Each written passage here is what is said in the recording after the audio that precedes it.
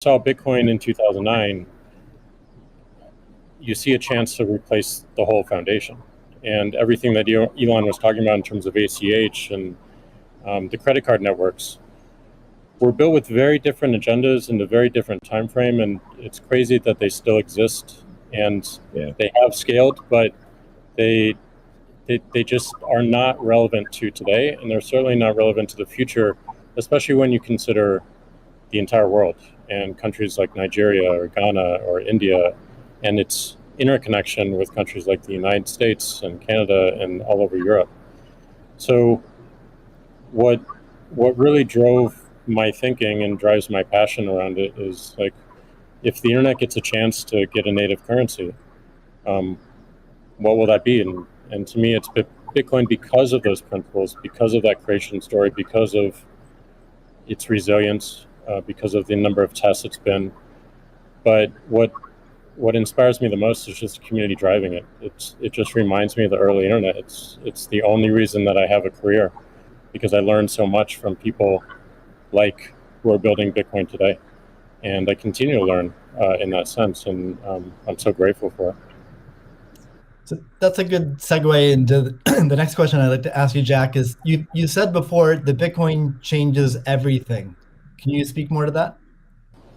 Well, I just think that a lot of what we experience in life, when you really get down to the foundation, a lot of our monetary policies, a lot of our monetary systems cause so much distraction and so much cost.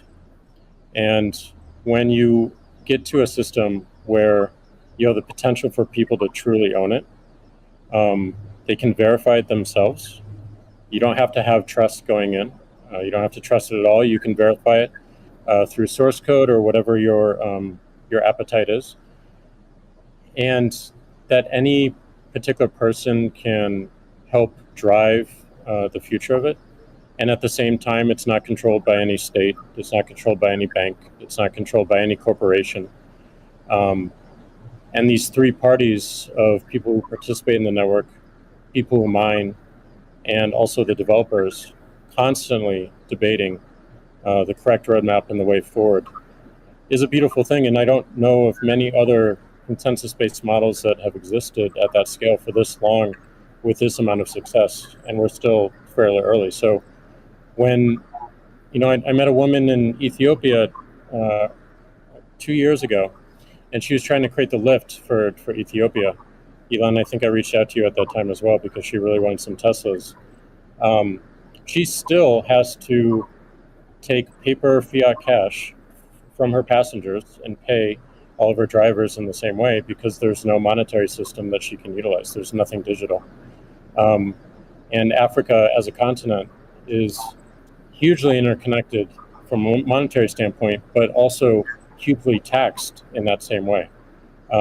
So a lot of the potential that I see, the internet having a native currency, helps her build her business in a much faster way. And also, if you consider something like Bitcoin existing before YouTube, before Twitter, before Facebook, a lot of the business models that we have today would not be the same. We would certainly not have the dependency we have upon the advertising business model if Bitcoin existed pre-Twitter. And I think the amount of business models that it enables, the amount of innovation it enables going forward, especially when you can consider the whole internet instead of going country by country by country by country, which you have to whenever you're dealing with finance, it really just opens the aperture. And that is what I want to see in my lifetime, is a currency that is standard and sound for the internet that everyone can use. Great.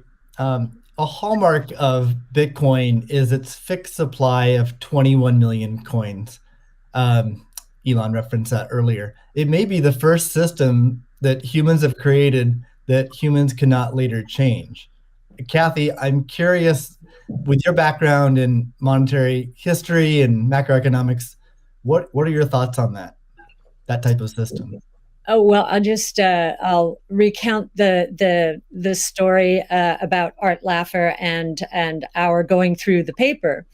And he said, as I said, first rules-based monetary system, global, ever. This is a very big idea. Once we had convinced him of the ecosystem itself. Now, this is the role that it's playing, given that the rule is a quantity rule, that 21 million units, is really a store of value role. So there are three roles of money.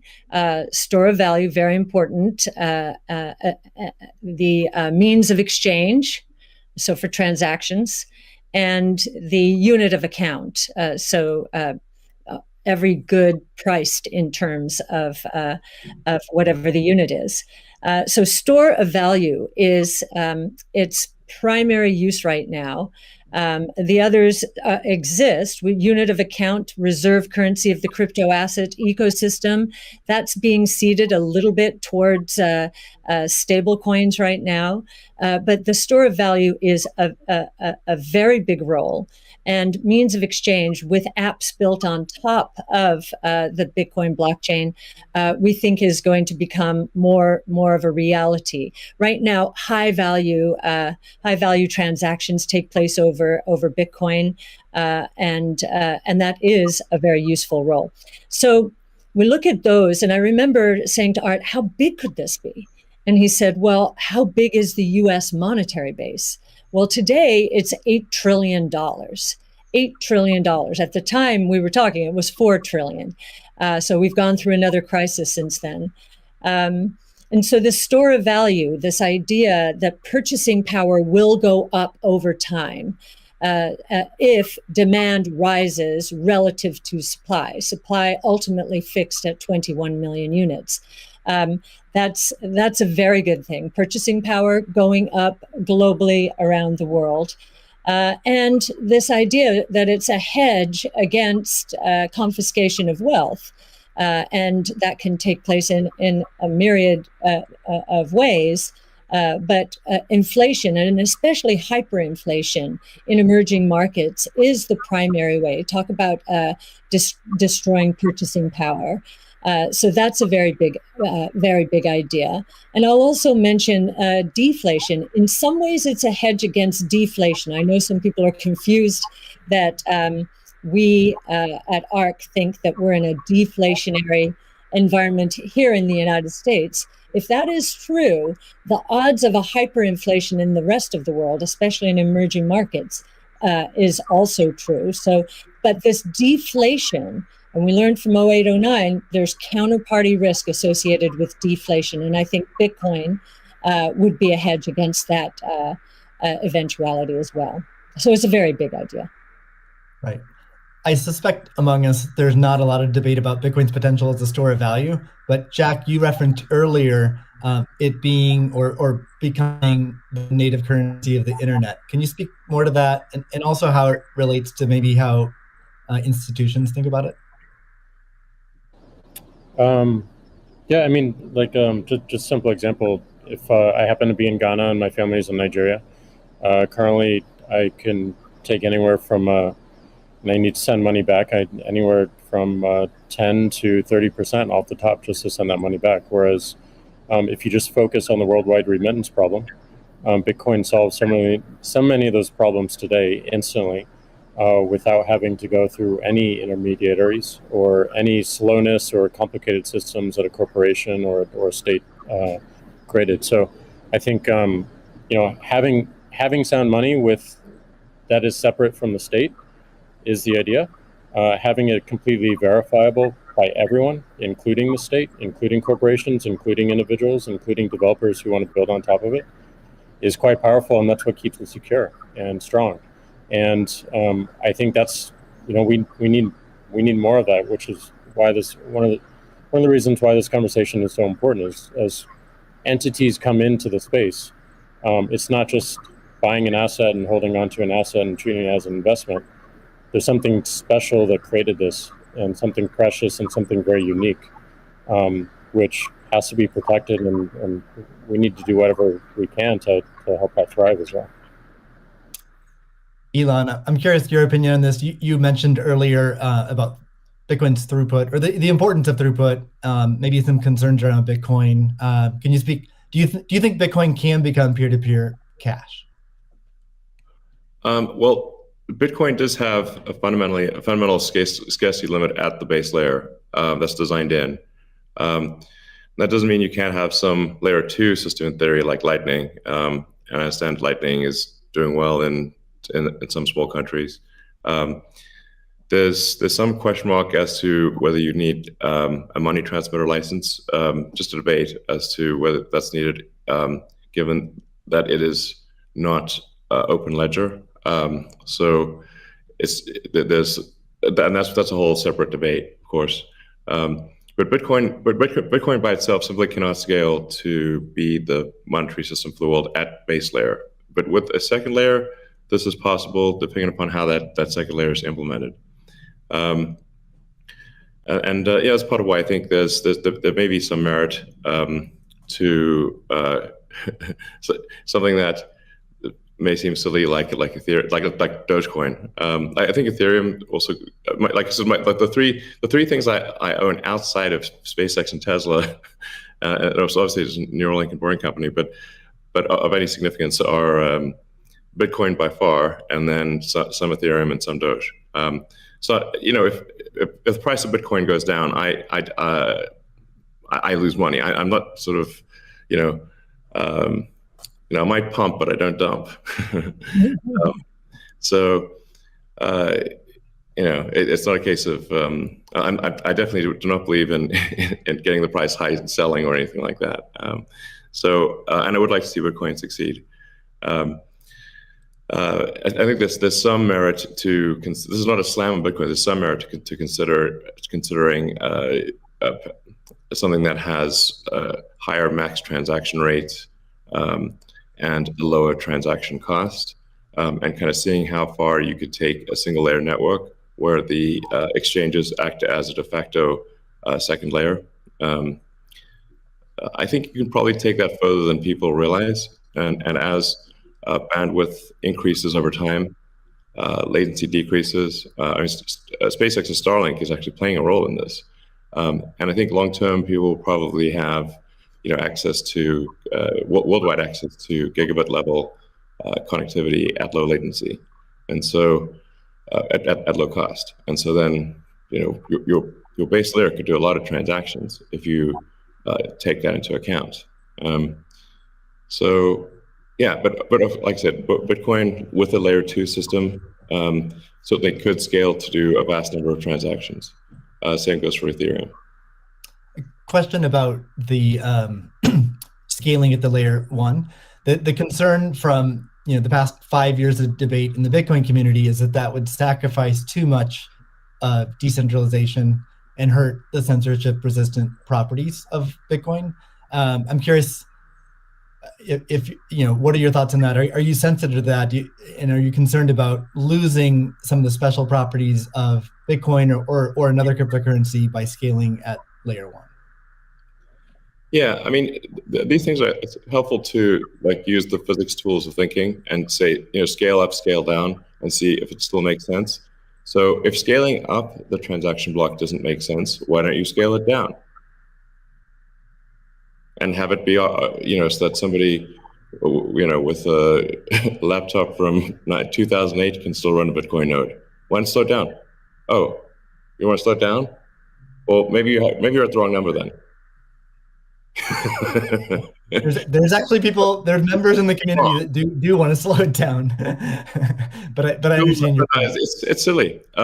The reality is the average person is not going to run a Bitcoin node. So this is and Bitcoin. It was a lot of clever ideas, but these parameters were set. I don't know in 2008 or something, maybe 2009. And there's been some improvements since then, but not a lot. So, it's sort of like there was still in 2008 there was still a non-trivial number of people on modems. So, now it is quite common to get 100 megabit connection just for a house. some houses have gigabit connections.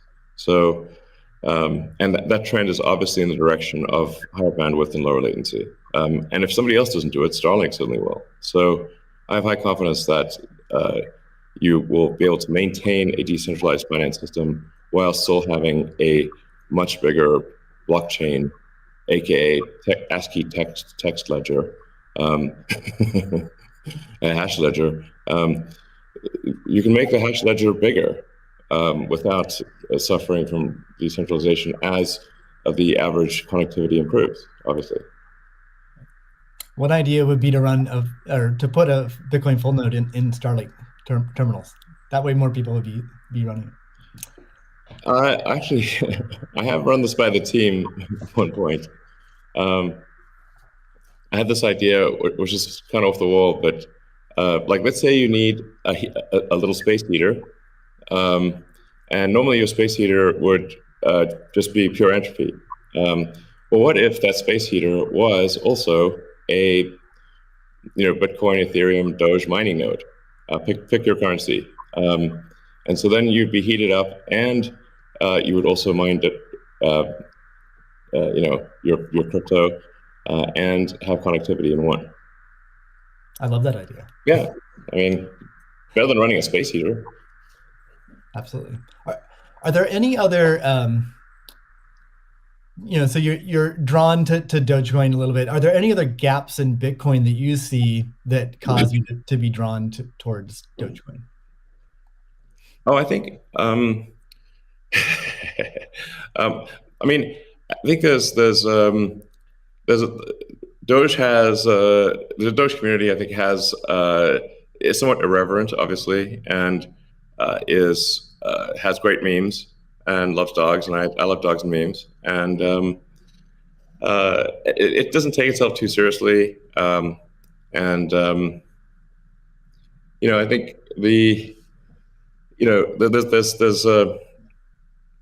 there's Occam's razor, which is the simplest answer is the most likely. It's a summary of Occam's razor.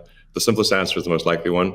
Then there's a friend of mine came up with a variant on that the most ironic outcome is the most likely one. And then I have a variant on that, which is the most entertaining outcome is the most likely one.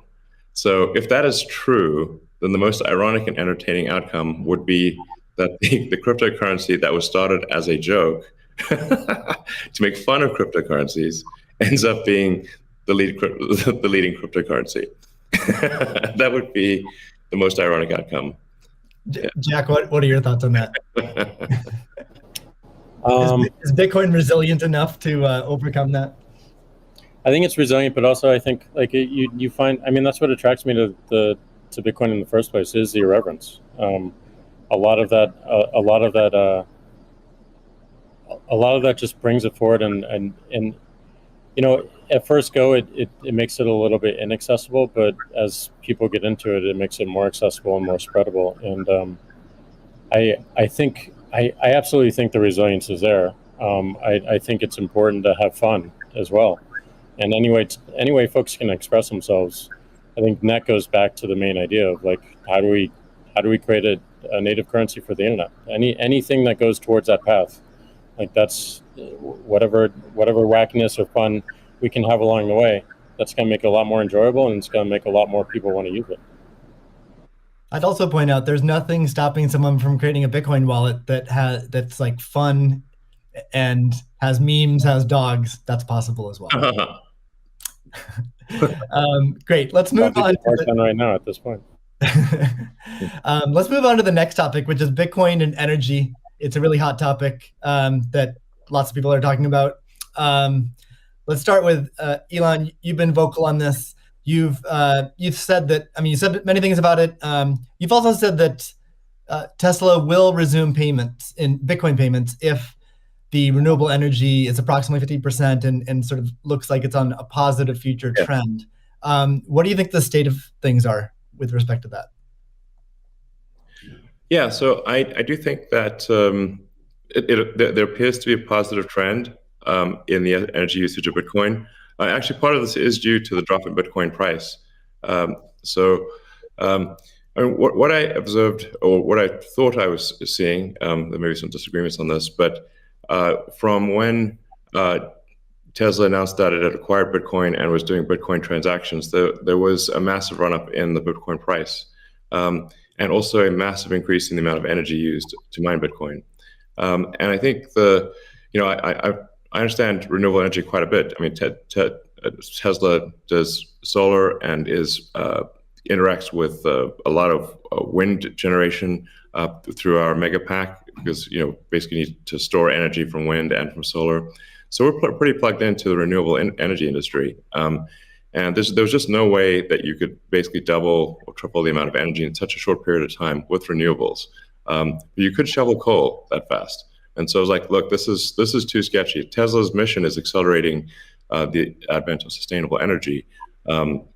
We can't be the company that does that and also not do appropriate diligence on the energy usage of Bitcoin. So all I did was I said, look, we're going to suspend Bitcoin transactions for now. We're not selling any Bitcoin, nor am I selling anything personally, nor is SpaceX selling any Bitcoin. Again, I want to emphasize SpaceX, Tesla, and I own Bitcoin. I also own a little bit of Ethereum and Doge, but the companies just own Bitcoin, and the Bitcoin that I own is worth much more than the Ethereum or Doge.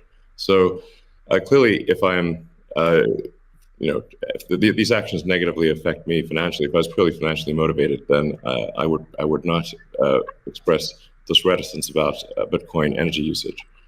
Now, it looks like Bitcoin is shifting a lot more towards renewables, and a bunch of the heavy-duty coal plants that were being used, unequivocally being used, this is not a question mark, have been shut down, especially in China. So I think it's probably, we want to do a little bit more diligence to confirm confirm that the percentage of renewable energy usage is most likely sort of at or above 50%, and that there is a trend towards increasing that number, and if so, then Tesla will resume Bitcoin, accepting Bitcoin. So I think we want to just do a little bit more diligence, and I think, but most likely the answer is that Tesla would resume accepting Bitcoin, most likely. That's Steve, great to hear. I would agree with that. Kathy? Yeah, may I ask a question? Elon, I'm not quite sure if you saw the paper that Square and ARK did together on making Bitcoin mining a part of a utility, a broad-based utility ecosystem, whereby, the overage from sunshine or wind powers the Bitcoin mining machine, thereby enabling the proliferation of renewables to a much faster extent, or at a faster rate than otherwise would be the case. What do you think of that? Well, the problem is that in order to operate so-called mining or hashing rigs, in order to operate a bunch of hashing rigs, effectively, you have to run them 24/7, which means you need base load. You can do that with solar and wind plus battery, but if you only did it based on solar or wind overage, your hashing rig utilization would be much less. So you'd be at a disadvantage.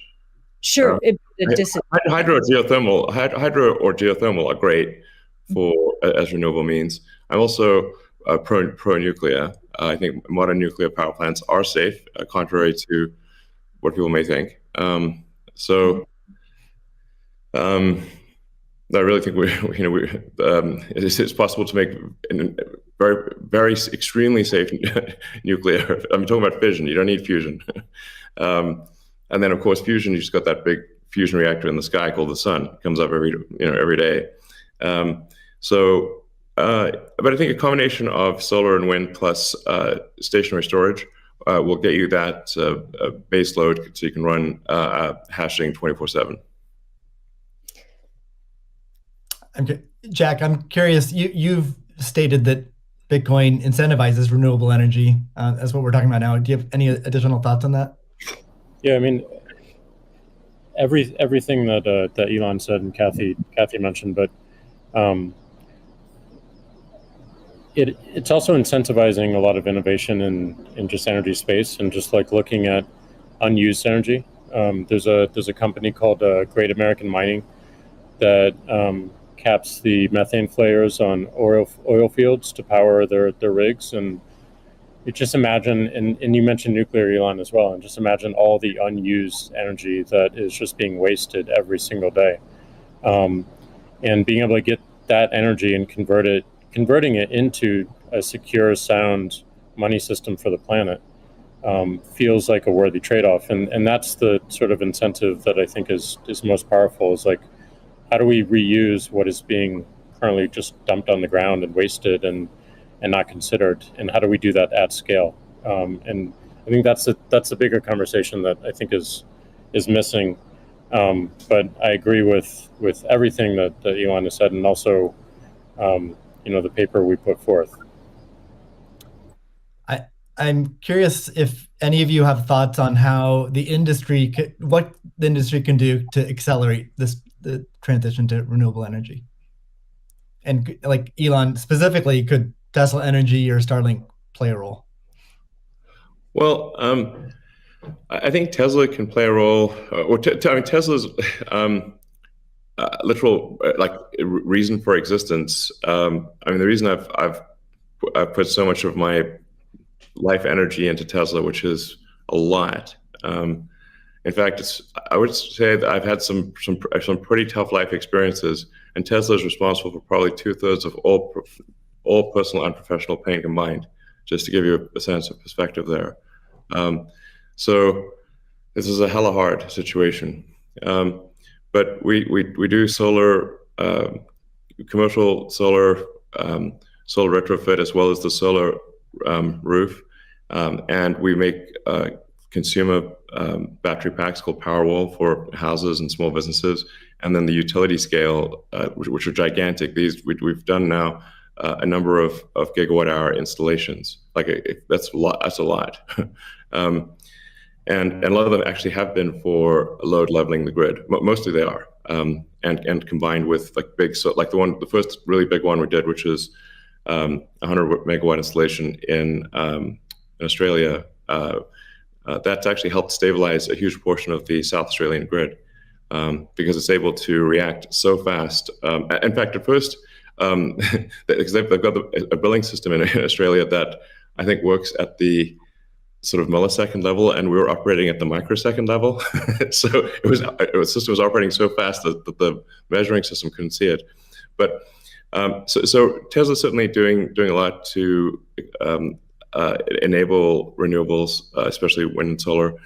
And in fact, the limiting factor for us right now is cell production. So we need to both internally get the Tesla internal battery cells produced, as well as increase supply from suppliers.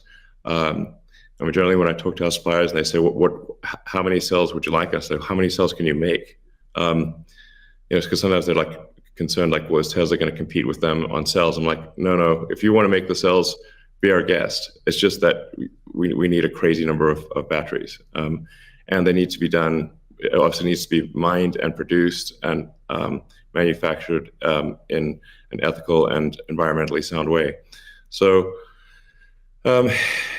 Tesla, we really do aspire to be the good guys, to be a company that people can believe in. That doesn't mean we don't make mistakes, but that's what we try. So, but I think generally hydro, especially existing hydro, is good for mining. Geothermal, there's lots of places in the world that have geothermal energy. And like I said, nuclear is also good. I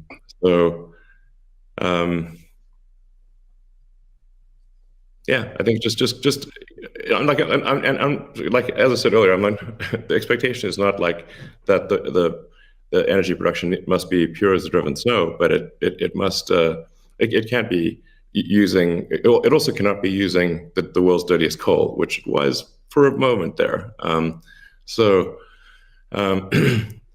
That's just difficult for Tesla to support in that situation. So I think But I do think long-term renewable energy will actually be the cheapest form of energy. It just doesn't happen overnight.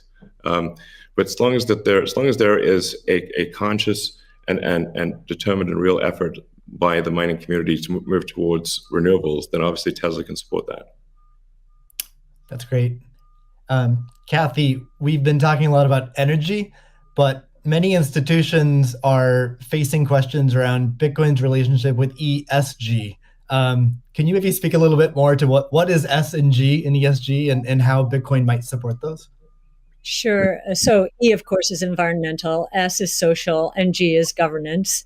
And there is a massive movement afoot in the institutional world, especially, to embrace ESG and make sure that their asset managers are doing the same. So if we've just talked about environmental, and I really do believe that Bitcoin will be much more environmentally friendly, certainly than traditional gold mining or the traditional financial services sector. In many ways, it already is. And it's just going to get better that way. In terms of social, I know that many institutions, when they are thinking of social, they think of diversity and equity, pay equity, and all of that.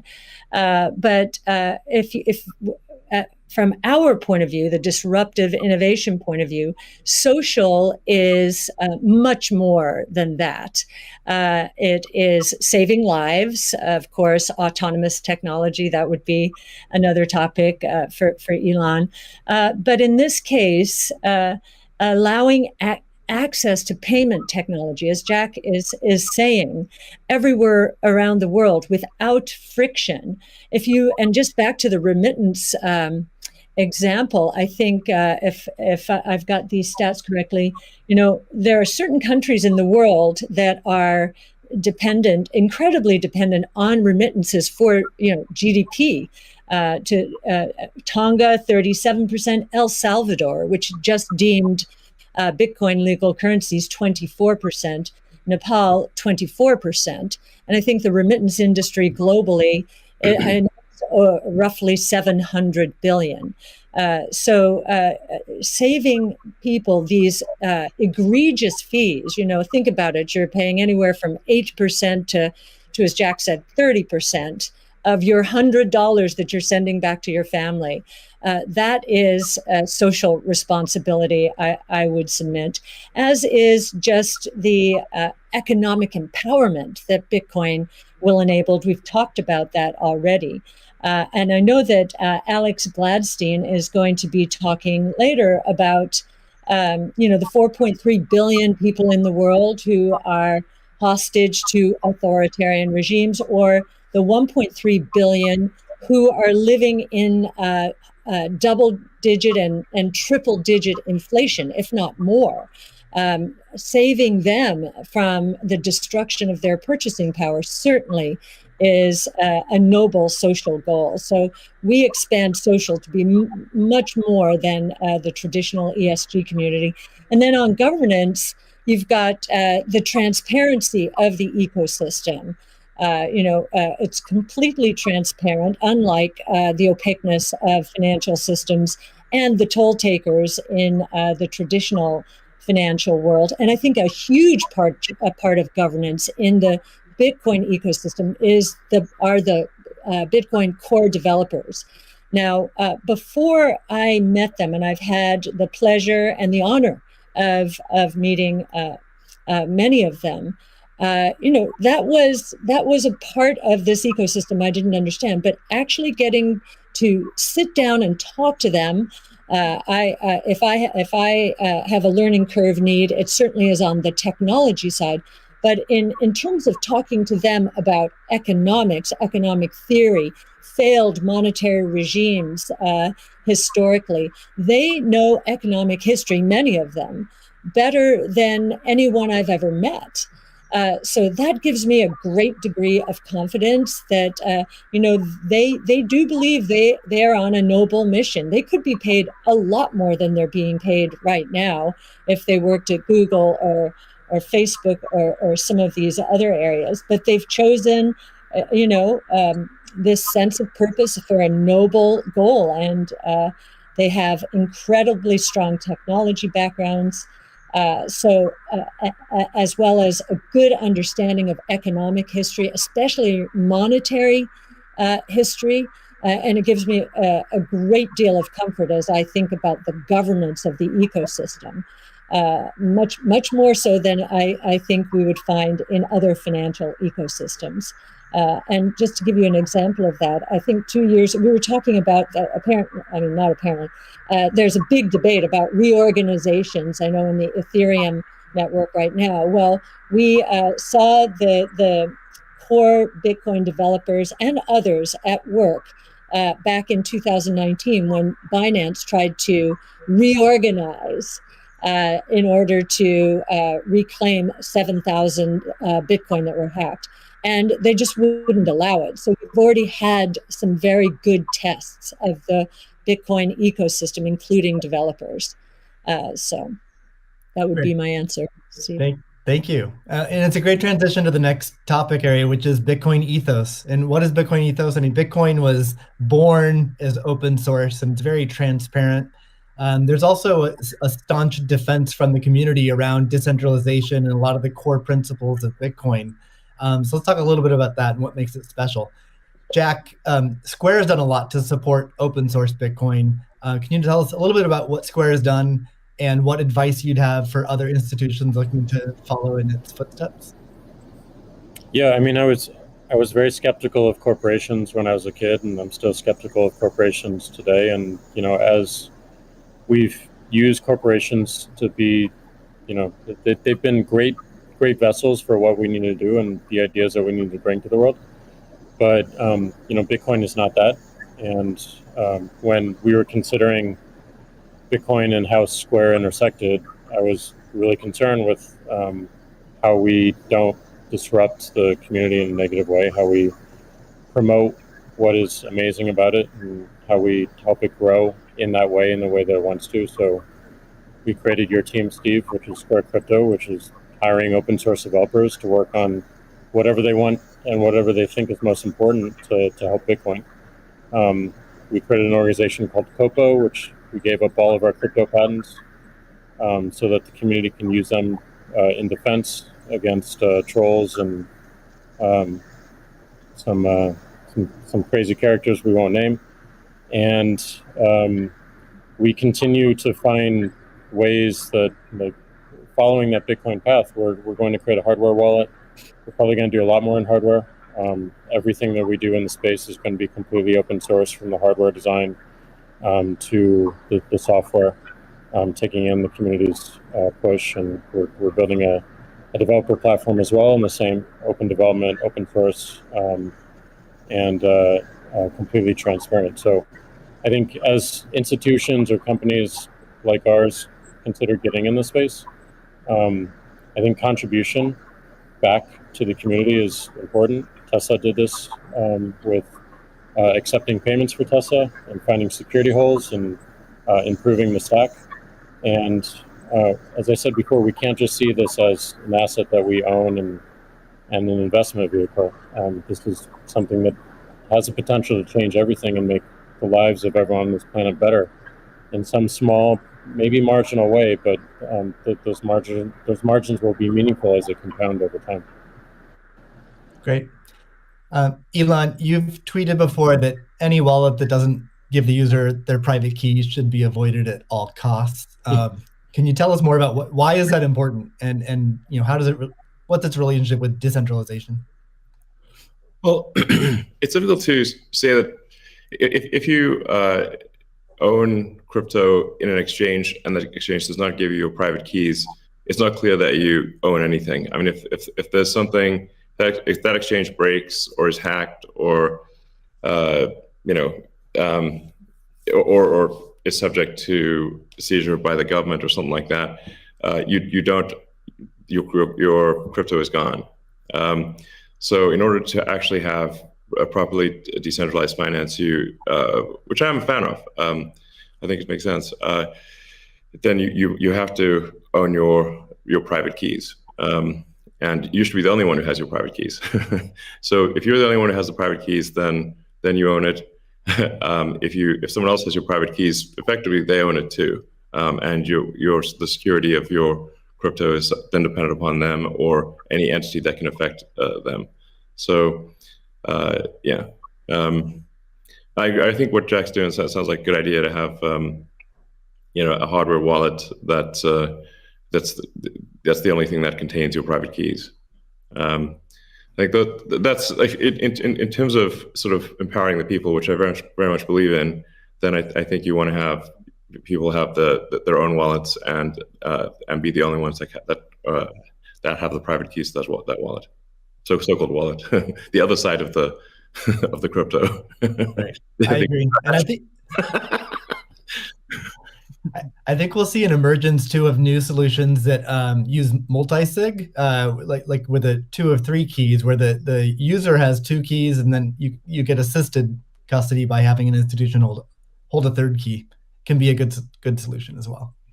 Yeah. Well, you can just put your private key in something that has dual access or voting access as an application on an existing network. Right. So the Bitcoin community is known for staunchly defending Bitcoin's principles. Sometimes it can be rude and aggressive, but I think what it stems from is just a desire to not have wealthy or powerful people or institutions negatively impacting Bitcoin or sort of changing the rules in favor of them. I'm curious to hear from each of you what role you feel like you and your own institutions, your own companies, what role can you play in Bitcoin, and how do you positively impact it without having these negative drawbacks? Kathy, maybe start with you. Sure. Yes. Well, ARC has stood for 2 things: democratization and transparency. Democratize it. We're the closest you'll find to a venture capital fund in the public equity markets, and I kind of feel that Bitcoin, or we have Bitcoin's DNA from that point of view. One of the things in terms of democratization is education. We have one of our missions, values, is to educate, and I do believe that that some of Yacine El-Mandra's white papers. Yacine's our lead crypto analyst, who's worked very closely with you, Steve, on this conference, are helping the cause. We've done, and not only for retail investors, we found that we had to do a bit more when it came to institutional investors, just because of the way that they invest and the way they like to receive information. So just like in our investments, we've been the retail community has been more attracted to us first, and now the institutional community is coming along. So I do think our transparency of research, especially in the social world, social media, pushing our research out for free to anyone, is part of our way of helping the community. And I do think encouraging, and this is something that Jack just said, I would encourage the support of the Bitcoin core developer community. As I said before, it's amazing to me, having gotten to know some of them, how strong their sense of purpose is here. And so we'd like to be helpful in making that happen as well. That's great. Jack, how about you? How do you view your own personal role and the companies you run? I think my own personal role through the companies I run is to really push for more decentralization, like at everything that we intend to do with the wallet, being non-custodial, building a developer platform, focusing on non-custodial solutions. On the Square side is important, being completely open development and open source. But I also think it's important on the Twitter side as well. My biggest focus right now is on a decentralized social media protocol. We're calling it Blue Sky. It's super, super early, but we've learned a lot from what makes Bitcoin Bitcoin and why that's important. I've learned a lot. in that sense as well. And I think, just continuing to push on that thread and show it with our actions every single day in support of this community that's taught me so much, and I think will benefit so many people. That's what I'm focused on. What about letting Twitter advertisers pay in crypto? Yeah, I mean, I think enabling anyone. I mean, as you know, Elon, like if we had Bitcoin or native currency for the internet before Twitter started, like it just creates so many different business models that we wouldn't have to be so dependent upon advertising generally. And sure. I do believe that that we have them, any form of payment that they want to use, we should be able to take. So okay. Absolutely, but I'm more focused on like how do we create economic incentives in the network itself without having to rely on advertising. Yeah, it's just that the money has to come off of the crypto so-called coins, the hash strings, have to come off and get translated into real products and services. So the more sort of off-ramps there are to real products and services, even at the institutional level, although I mean there are certainly many small advertisers on Twitter, it seems like accepting Bitcoin, maybe some other cryptos for advertising payments on Twitter would be supportive of Bitcoin. 100%, and also looking at just general commerce sure. through Twitter itself. That was great. Sorry, what, Elon? I was asking Jack if he's going to do it. Oh. Can we get a product announcement today? Elon, how about you? You obviously you're a big personality on Twitter. What are your thoughts on your role and your company's role in Bitcoin and sort of preserving the ethos? Yeah, I mean, I generally think we should do things that benefit the people as a whole and increase the probability that the future is good. So, I think to me, it just seems self-evident that we should kind of take these set of actions most likely to make the future good. And I think probably crypto or some of the cryptocurrencies will make the future better, most likely. It's not, I always think of these things in terms of probabilities, but I think it's probably better for there to be a prosperous Bitcoin, Ethereum, Dogecoin, maybe some others in the future. And I think it can have an empowering effect for individuals and increase the power of the individual relative to government. And really, if you think of government is just a corporation in the limit. So sometimes some people are like against corporations, but for government. It's like, guys, government is just a corporation in the limit. It's the biggest corporation of all, and it's got a monopoly on violence. So if you don't like corporations, you should really hate government. There you go. All right. We got about, we'll try to wrap up in 10 minutes. So let's move on to future of Bitcoin. So Tesla and Square have both put Bitcoin on the balance sheet. Kathy, I'm curious to hear from you. What advice would you have for other institutions looking to put Bitcoin on their balance sheet? Well, I guess the first piece of advice is, just make sure, and I actually learned this after both Square and Tesla put Bitcoin on their balance sheet. The Bitcoin is being treated as an intangible asset. And so we need to get FASB to reconsider this, because with an intangible asset, if the asset goes up in price, it can't be marked up on their books. But if it goes down, it must be marked down.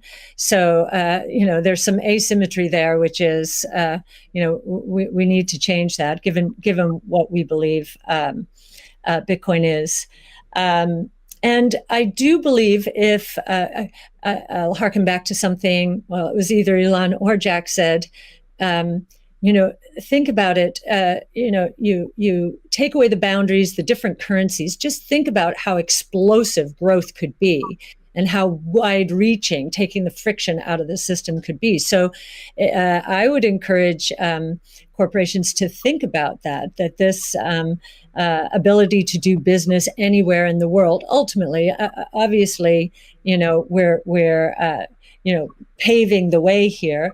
That's certainly a consideration. It also will serve as a hedge against inflation, especially, and as I mentioned earlier, there are a lot of emerging markets that are suffering from significant inflation. In other words, the purchasing power of those populations is going down. So they are going to migrate to Bitcoin and other ways to preserve purchasing power. And again, being able to sell to them in that kind of currency would be very useful. I'd also suggest, once again, this idea of deflation, I think, is going to be a real thing. There's going to be good deflation caused by innovation, so demand will boom because of that. There's going to be bad deflation because so many companies out there have not been investing enough in innovation. Their products are going to go obsolete, and they're going to be stuck trying to service the debt that they piled on because their shareholders wanted profits and wanted them now. So they leveraged up to buy back their shares and pay dividends, and so I think that's going to be the source of bad deflation and counterparty risk. And we learned from 0809 that counterparty risk can be devastating.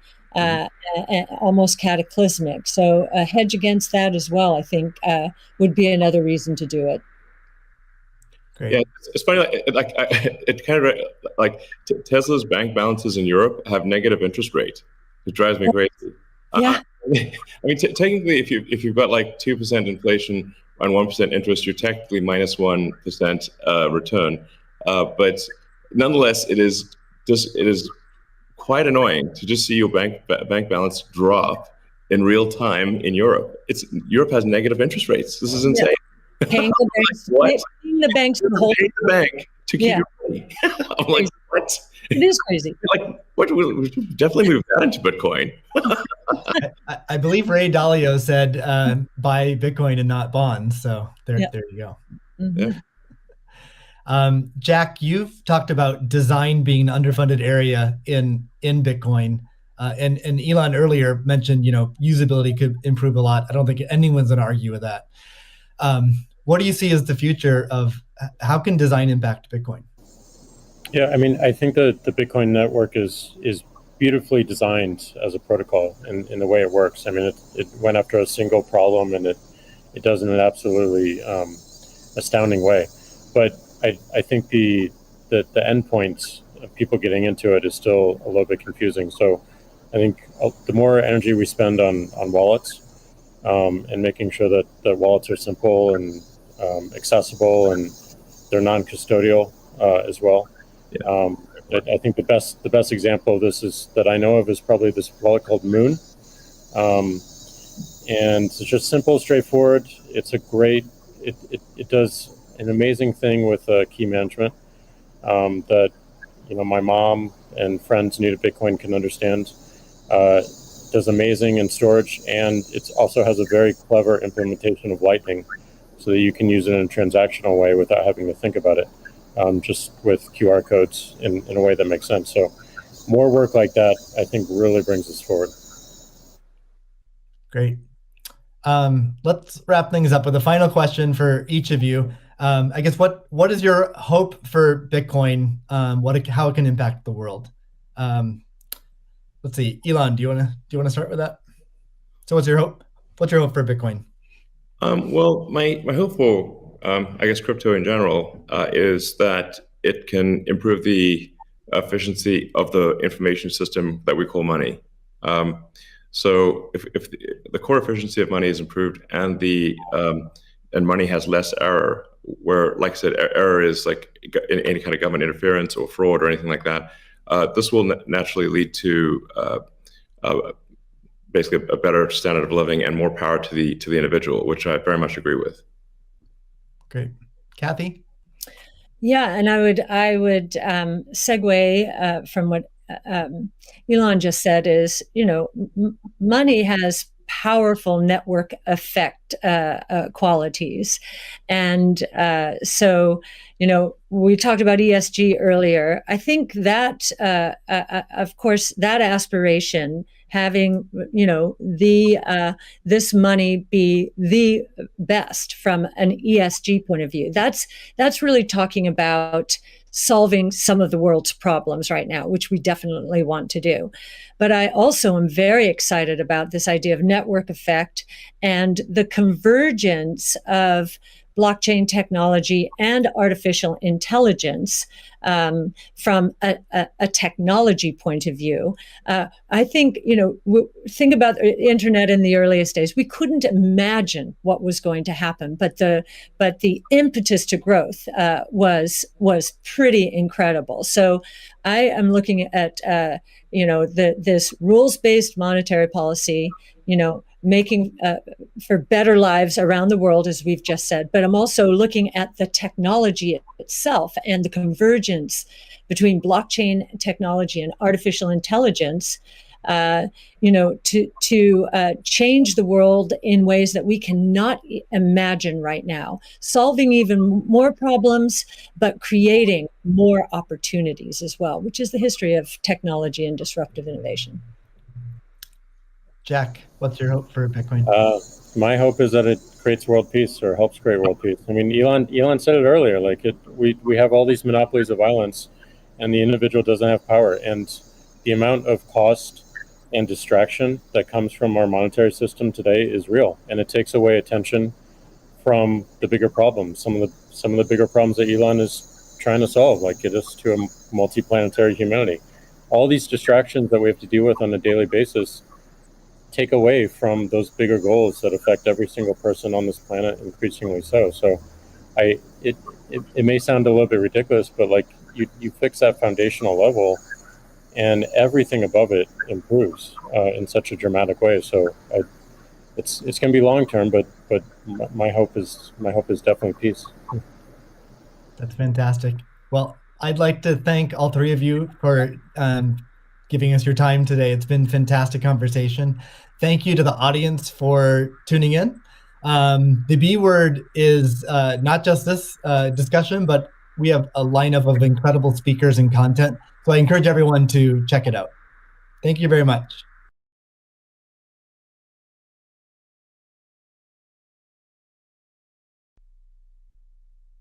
Welcome everybody to the B word. I'm Steve Lee, the lead of Square Crypto, and I'm here today to moderate a discussion about Bitcoin that will span from what makes it special to the its relationship with energy, the community ethos, and the future of Bitcoin. I'm joined by three special guests. The first is Cathie Wood, founder, CEO, and CIO of ARK Invest.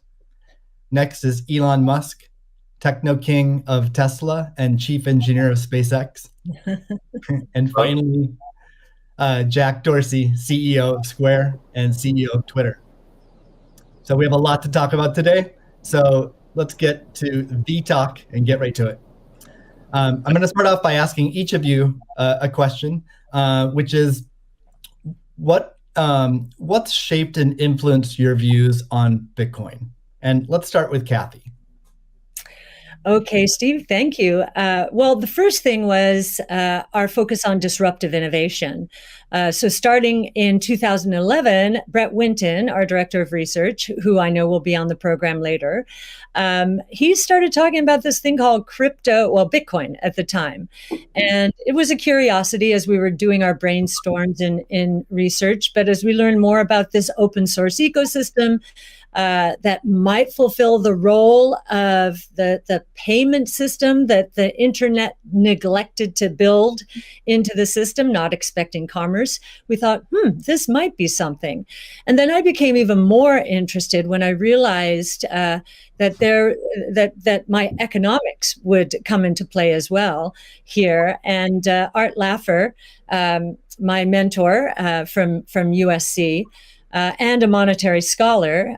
In 2014, I asked him if he would collaborate on a paper on Bitcoin, and he was a bit of a naysayer at first, but agreed to read the paper. He read the paper, tore it up, and from an economics point of view, really wanted to understand this. And he said, I think you got something here. This is a rules-based monetary system. I've been waiting for this for my entire career.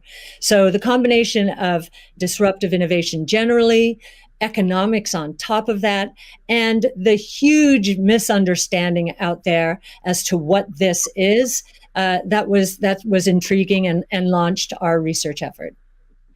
Thank you. Elon, what's influenced your views on Bitcoin? Well, I've thought about money for quite a while, obviously, since the PayPal days. And then the companies that preceded that, X.com, which I created, and Confinity, which Peter Thiel, Max Levchin, Luke Howry, and others created. And we combined the companies and made PayPal. So I've been thinking about money for a long time. And really, I think it's best to think of money as an information system, primarily an information system for labor allocation. For practical purposes, it exists in a series of heterogeneous databases, like very different databases in bank mainframes around the world. It moves quite slowly in reality. It may seem to move fast sometimes, and it does with PayPal, which is real time. But the vast majority of the systems out there are batch processing. So the actual reconciliation may take 1 to 5 business days, sometimes longer. And you have the ACH system, which is ancient and still in operation, which is allows transfers effectively like a check would be an ACH transfer, but it's not secure. And you've got the credit card systems, which are also not secure. It would be like handing your username and password to a stranger in a restaurant if you buy a meal. So there's definitely an opportunity for something that is better from an information theory standpoint. So and there you can think of it like data on a network. I think is the way to view it. What has the most throughput? What has the least error? What drops the fewest packets? Fraud, for example, being a source of error, and government interference in currencies being a source of error. But it's fundamentally an information system. So I think it makes sense to support something that improves the quality of information with which we conduct the economy. And Bitcoin is a candidate for that. It does, I think, some things well, and it's obviously it's evolving, and there are additional things like Lightning being done on top of Bitcoin. But Bitcoin per se is mostly solving for scarcity, or rather solving for essentially having no throat to choke, decentralized. So there's no one who can be coerced in any way to empty their Bitcoin account. Well, I guess they could technically, but on an individual basis, but the system as a whole cannot. And it has an open ledger, which is also quite good. But transaction volume is low. Transaction cost is high, and usability for the average person is not yet very good. But it has a lot of potential. And I should say that, like, I'm not, and I apologize for taking a long time, but there certainly is a lot to say. In general, I'm a supporter of Bitcoin and the idea of cryptocurrency in general. But as I've said publicly, we do need to watch out for crypto taking, especially Bitcoin, using proof of work to maybe use energy that's maybe a bit too much and not necessarily good for the environment. So, but on balance, I support Bitcoin, and I'm not an investor. The only publicly traded stock I own is Tesla, and the only significant thing I own outside of Tesla is my SpaceX stock that could help create both companies. So, but apart from that, I do own Bitcoin, and Tesla owns Bitcoin, SpaceX owns Bitcoin, and then I do personally own a bit of Ethereum and Dogecoin, of course. So. Okay, great, thank you. And we'll get into some of those issues in more depth as well. Jack, how about you? What shaped your views of Bitcoin? The network and the community. It's deeply principled. It's weird as hell. It's always evolving, and it just reminded me of the internet when I was a kid. And I encountered alt cypherpunks when I was fairly young, and this was a topic of discussion for years. I didn't touch it until 2008 when we started Square. Elon and teams at X and PayPal inspired a lot of what we were trying to do, trying to bring in more to a physical world. But we encountered this crazy predatory system that was slow, that was obtuse. And I think, one of the things that we tried to do, which X and PayPal also tried to do, is build an abstraction layer around this complication and around this predatory nature that the financial industry can tend to be, and make it work for people. But when I saw Bitcoin in 2009, you see a chance to replace the whole foundation and everything that Elon.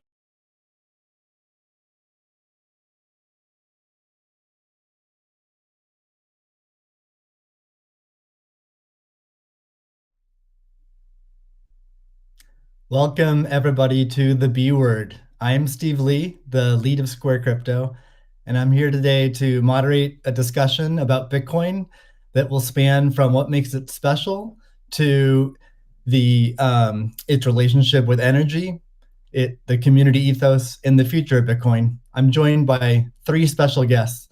The first is Cathie Wood, founder, CEO, and CIO of ARK Invest. Next is Elon Musk, techno king of Tesla and chief engineer of SpaceX. And finally, Jack Dorsey, CEO of Square and CEO of Twitter. So we have a lot to talk about today. So let's get to the talk and get right to it. I'm going to start off by asking each of you a question, which is, what's shaped and influenced your views on Bitcoin? And let's start with Cathie. Okay, Steve, thank you. Well, the first thing was our focus on disruptive innovation. So starting in 2011, Brett Winton, our director of research, who I know will be on the program later, he started talking about this thing called Bitcoin at the time. And it was a curiosity as we were doing our brainstorms in research. But as we learned more about this open source ecosystem, that might fulfill the role of the payment system that the internet neglected to build into the system, not expecting commerce. We thought, this might be something. And then I became even more interested when I realized that my economics would come into play as well here. And Art Laffer, my mentor from USC, and a monetary scholar, in 2014, I asked him if he would collaborate on a paper on Bitcoin. And he was a bit of a naysayer at first, but agreed to read the paper. He read the paper, tore it up, and from an economics point of view, really wanted to understand this. And he said, I think you got something here. This is a rules-based monetary system. I've been waiting for this for my entire career. So the combination of disruptive innovation generally, economics on top of that, and the huge misunderstanding out there as to what this is, that was intriguing and launched our research effort. Thank you. Elon, what's influenced your views on Bitcoin? Well, I've thought about money for quite a while, obviously, since the PayPal days. And then the companies that preceded that, X.com, which I created, and Confinity, which Peter Thiel, Max Levchin, Luke Howry, and others created. We combined the companies and made PayPal. So I've been thinking about money for a long time. And really, it's best to think of money as an information system, primarily an information system for labor allocation. And for practical purposes, it exists in a series of heterogeneous databases, like very different databases in bank mainframes around the world. It moves quite slowly in reality. It may seem to move fast sometimes, and it does with PayPal, which is real time. But the vast majority of the systems out there are batch processing. So the actual reconciliation may take 1 to 5 business days, sometimes longer. And you have the ACH system, which is ancient and still in operation, which is allows transfers effectively like a check would be an ACH transfer, but it's not secure. And you've got the credit card systems, which are also not secure. It would be like handing your username and password to a stranger in a restaurant if you buy a meal. So there's definitely an opportunity for something that is better from an information theory standpoint. So and there you can think of it like data on a network. I think is the way to view it. What has the most throughput? What has the least error? What drops the fewest packets? Fraud, for example, being a source of error. And government interference in currencies being a source of error. But it's fundamentally an information system. So I think it makes sense to support something that improves the quality of information with which we conduct the economy. And Bitcoin is a candidate for that. It does, I think, some things well, and it's obviously it's evolving, and there are additional things like Lightning being done on top of Bitcoin. But Bitcoin per se is mostly solving for scarcity, or rather solving for essentially having no throat to choke, decentralized. So there's no one who can be coerced in any way to empty their Bitcoin account. Well, I guess they could technically, but on an individual basis, but the system as a whole cannot. And it has an open ledger, which is also quite good. But transaction volume is low. Transaction cost is high, and usability for the average person is not yet very good. But it has a lot of potential. And I should say that, like, I'm not, and I apologize for taking a long time, but there certainly is a lot to say. In general, I'm a supporter of Bitcoin and the idea of cryptocurrency in general. But as I've said publicly, we do need to watch out for crypto taking, especially Bitcoin, using proof of work to maybe use energy that's maybe a bit too much and not necessarily good for the environment.